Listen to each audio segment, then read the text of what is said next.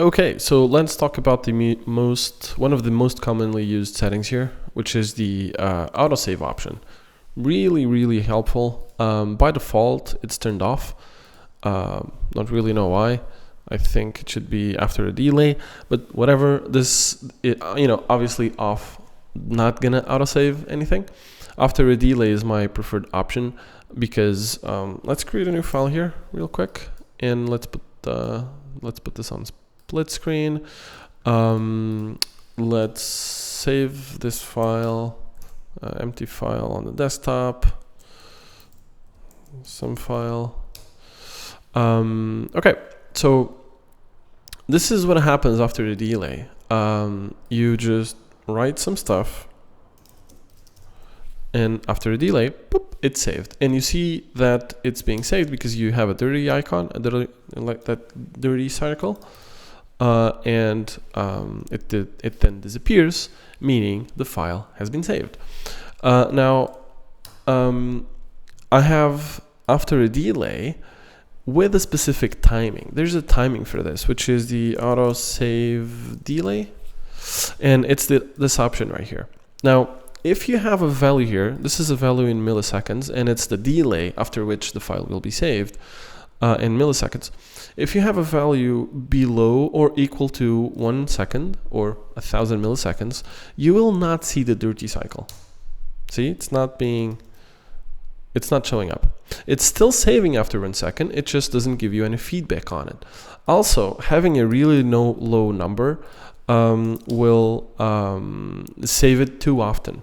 And you're accessing your drive too often. So I would rather have the feedback and not save it as often, and just set it to 1001.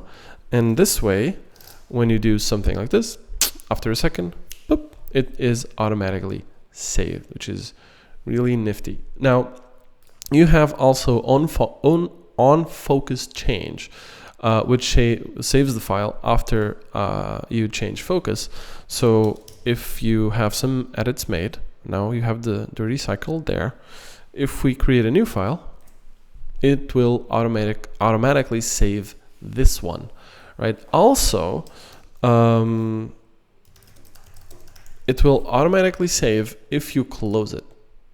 Now, if we go back, you see that some other stuff is still there. So on focus change also does that. Now, I would rather not have on focus change because it's not very often that this happens, but sometimes computers freeze.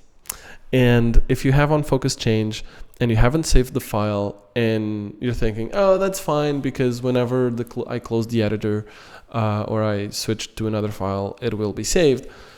And then your computer freezes and you have a lot of changes made. Well, sorry, buddy, you're not going to have your changes when you restart your computer. So I think autosave after a delay is the best option here.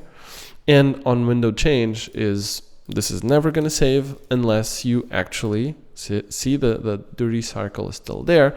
It's never going to change until you change your window to some other window in VS Code. If you press, for example, Shift Command N to open another window, then you would have, because we focused on another window, then it saved that one. Okay, so my preferred option here is after a delay, specifically with this amount of delay in milliseconds. All right.